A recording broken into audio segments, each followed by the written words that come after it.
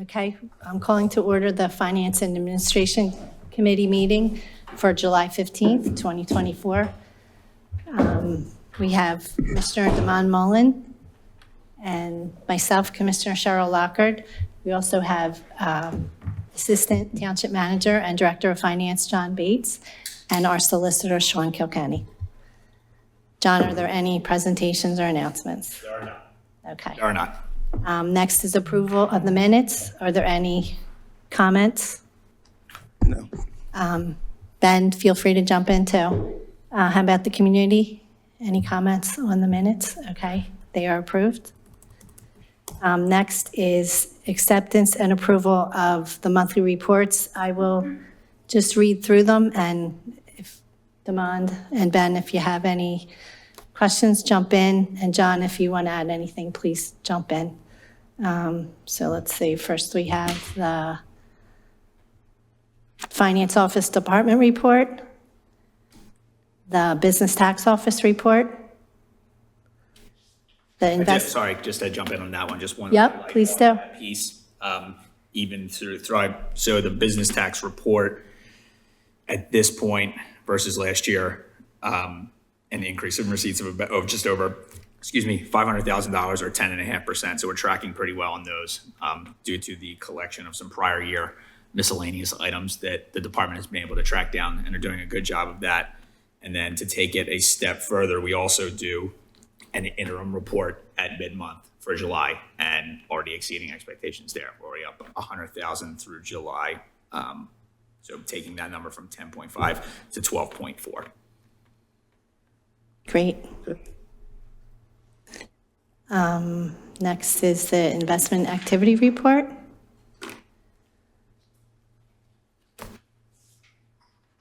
And the revenue and expense summary. John, I see your note at the bottom, nothing unexpected, and we're on track. Yeah, that was going to be my other highlighted point as well. Expenditures historically right in that nice middle part, ending Q2, sitting at 49% of our budget. Okay. But other than that, no unexpected expenditures or variances. Okay, good. Then we have the bond report from the 2021 bond. We still have a little bit of a balance there. I guess we'll just put it along with the 2022 bond. Yep. Mm-hmm. Yeah, the one item on there we did submit as far as the tub grinder went, the reimbursement for that still is pending. But everything document-wise has been submitted, just waiting to hear back and receive those funds. Okay, sounds good. Let's see, so on the 2021 bond report, I did have a couple questions. One is on the Fair Oaks Basin. We still have the $80,000. I think that project has been completed. I'll confirm that, but I just want to further reconcile that number so that commitment amount is Okay. And then we also have some commitment for the Farmstead Park, as well. in the fee and lieu also. Or I'm sorry, the Fair Oaks Basin. I think we also have some in the fee and lieu. So just wanted to, if you can see if that's closed out. Yep. And also I do think though that we did want to do some more plantings at Fair Oaks Basin, some native plantings. So just want to know if that's still the plan too.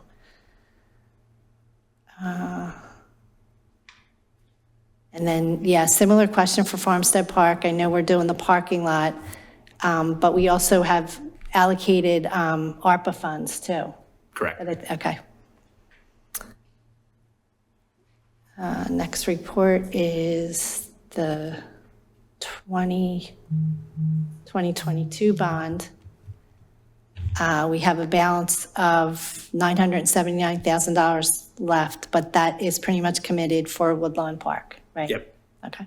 Correct. Capital Reserve. Anything to add there?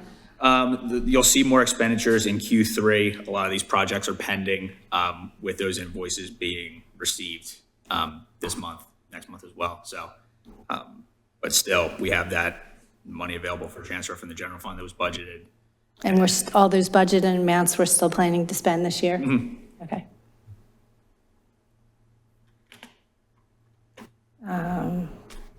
Traffic impact fee funds.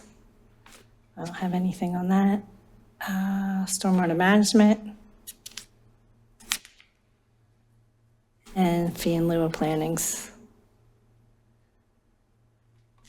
And that is the last report in that set of reports. Any community comments?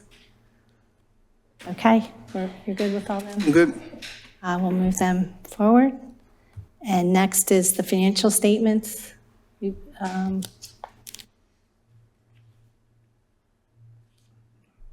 As of 6:30. Let's see. So I think you already covered this, but you think we're still on track for revenue, even though we're a little low, it looks like, for some of these revenue items, like transfer taxes, property taxes. So, I mean, are there still a decent amount of property taxes coming in? Even though they were due? They're always due, but yes, still money coming in there. I mean, typically, budget-wise, we're pretty close. We haven't gotten to 100% over the last couple of years. We're hovering in that 97, 98, 99 range. So that's where we're sitting on now, but we still have another 6 months, technically, reporting-wise, so. Okay. And I'll keep an eye on. sounds good. And I know we're under budget on our debt service payments because we thought we'd be getting this bond, taking out the bond sooner. So my only question there is, how are these savings being kind of set aside or reserved for the future township improvement project? So the first issue of the debt service, we just received those bills, and I believe they have a due date of 9/3. So we'll see a big chunk of that coming out. As for the rest of it, that money has mostly, I forget where we are sitting percentage-wise, but still tagged to what is decided as far as the rest of what the bond issue would have been for. It'll be set aside for Renovation, the, okay, good. Woodlawn Park type of activity. Okay, sounds good. Thank you. Damon, anything on the No revenue expenses? Ben, if you're there? Community? Okay, we'll move along. Next on the agenda, we have some appointments. The reappointment of Linda Marsteller on the Parks and Recreation Advisory Council to serve a new 2-year term that will expire on June 30th, 2026. Thank you to her for agreeing to be reappointed, continue to serve. Yep. No issue. Okay, let's move forward. Next, the appointment of Diane DeBalco. Is she here? Oh, hi. Thank you for coming. Did you want to say anything? Okay. So Diane wants to be appointed on the Parks and Recreation Advisory Council also to fill the at-large vacancy, and will serve a new 2-year term that will expire on May 5th, 2026.